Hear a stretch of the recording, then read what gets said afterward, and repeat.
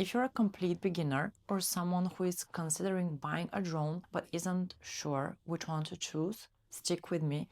I'm going to share the real reasons I chose this model, what overwhelmed me before buying it, and how my first flight actually felt. Hopefully, this helps you make your decision with more clarity and much less anxiety. Now, before I begin, I want to say this explicitly. I'm not a professional drone operator, I'm not a filmmaker, and I'm not an expert. I've only dabbled a little bit in videography, and this whole journey is completely new to me. That's exactly why I wanted to document it for people who feel like I did. Curious, excited, but also scared of doing something wrong. Now, if that's you, welcome. We're figuring this out together. So for years, I kept putting off buying a drone because I thought it would be too complicated. I didn't understand the settings, I didn't know how to fly, and I was terrified of crushing it one day. Now, what really pushed me over the edge was meeting up with a friend who owned the DJI Mini 4K. He's not a pro either, he just got the drone because it made him happy. So watching him fly so casually reminded me that you don't need to be an expert to start something new. Sometimes enthusiasm is enough, but the moment I got excited, the overthinking began. I started researching drones and instantly fell into the YouTube spiral. And if you're a beginner, you probably know exactly what I mean. The technical reviews, the expert tutorials, the settings breakdowns.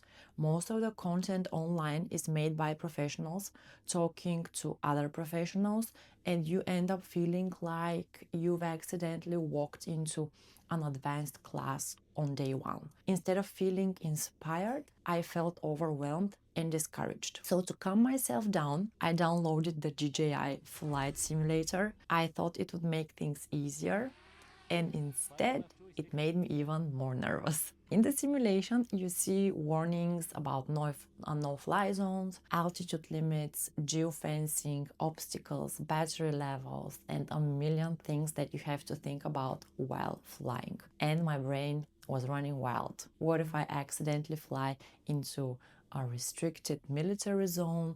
What if I can't control it? What if I crash into a building? What if it flies away and I never see it again? Now, before I even had a drone in my hands, I already felt overwhelmed. And I know a lot of beginners feel this too.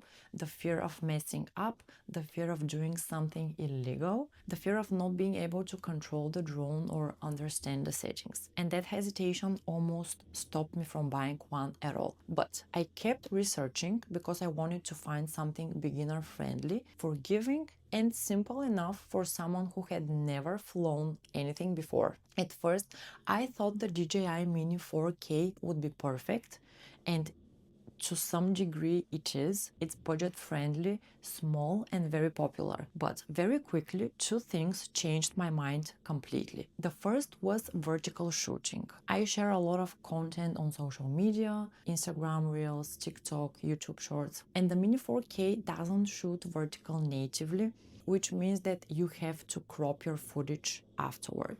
And I don't want to do that.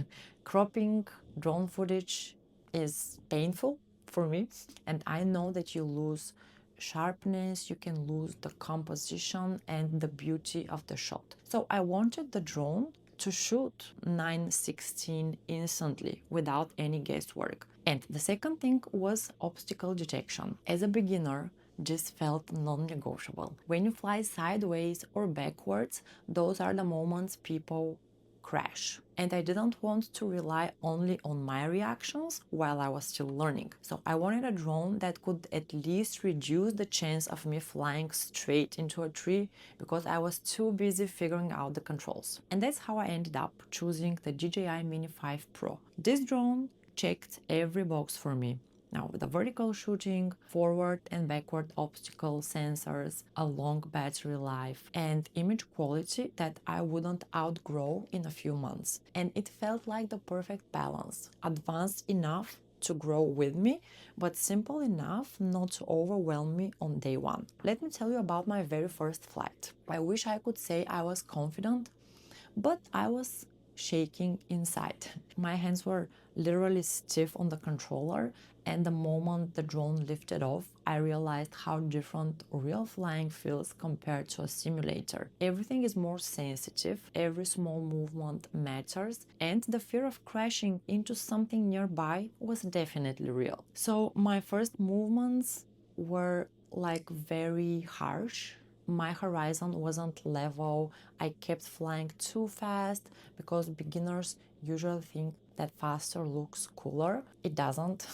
Like fast might look chaotic if you don't know what you're doing, which I didn't, and I still don't. But anyway, slow is more safe and looks more cinematic. Then something beautiful happened. After a few minutes, my brain stopped panicking and I started feeling how the drone responded. I started to understand how small the stick movements actually needed to be, and I realized I could slow down, breathe, and just enjoy the process. And when the drone rose above the trees for the first time, that moment genuinely felt magical. It was like discovering a new version of a world I thought I already knew. If you're a beginner considering buying your first drone, here are a few things that I wish someone told me before I started. First of all, it's okay to be scared.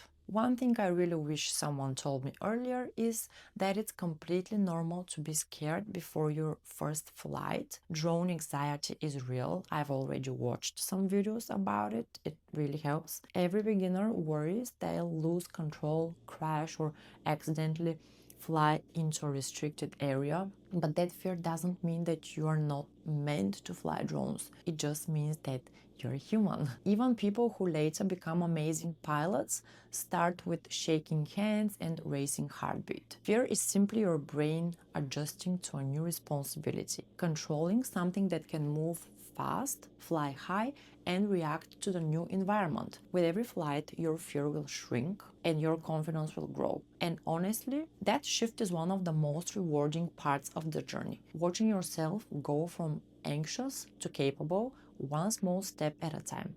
Now, I'm talking about this as if I'm already there. I'm not.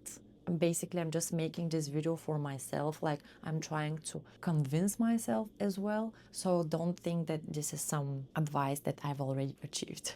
Advice number 2 that a friend of mine actually gave me was to start in a big open space. If I could give beginners one practical tip, it would be this: go to the most open, empty place you can find for your first flight. A field, a beach, maybe a wide parking lot. Now, anything without trees, wires, buildings, or people. Flying in a tight or busy space is what triggers 99% of beginner panic. When you remove obstacles, something amazing happens. You stop focusing on what might go wrong and you start focusing on learning how the drone feels. You have room to experiment, room to make mistakes, and room to breathe. Every beginner thinks they can handle flying in small areas immediately, but even the pros will tell you open space equals confidence. And confidence is what helps you improve faster. And like I said, I'm still not there. Number 3, fly slower than you think. What I know from experience is that everyone makes the same mistake, like flying too fast, and it's because our brains think fast movement equals impressive footage, but the truth is the opposite. Slow, gentle, steady movements look much more cinematic and professional, and that's what I'm aiming for, because my drone, like, this is not an FPV drone, if I'm not mistaken. The FPV drones are a first person view or something like that. I'm not really sure. The videos shot from FPV drones look really amazing, as if you're the person who is actually flying, that what it looks like.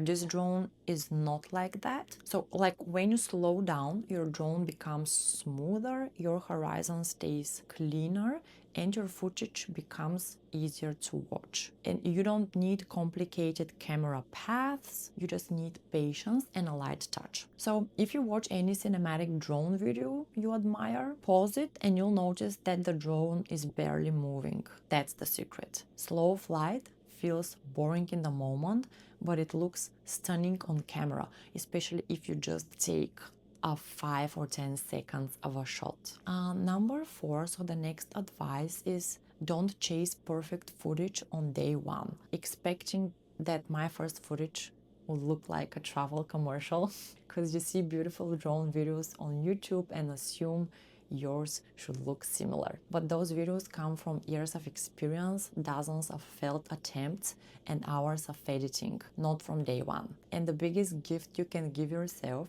is permission to practice without pressure. Now, your first flight should be about understanding the controls, getting used to the sensitivity of the sticks, even though I found out very recently that you can actually adjust the sensitivity of the sticks as well. Maybe I will do a video about it as well later. And learning how the drone moves and simply enjoying the view. Perfect shots come much later, and if you focus on perfection too early, you'll stress yourself. You'll judge yourself and maybe even quit. And I judge myself all the time because I still don't know what the perfect conditions are. I'm just going out every minute I have free to practice my drone flying. Every time there is something that isn't right, for example, the weather will not be perfect, there will be wind, I'm not sure how to do the shot, and like if you have perfectionism, that will kind of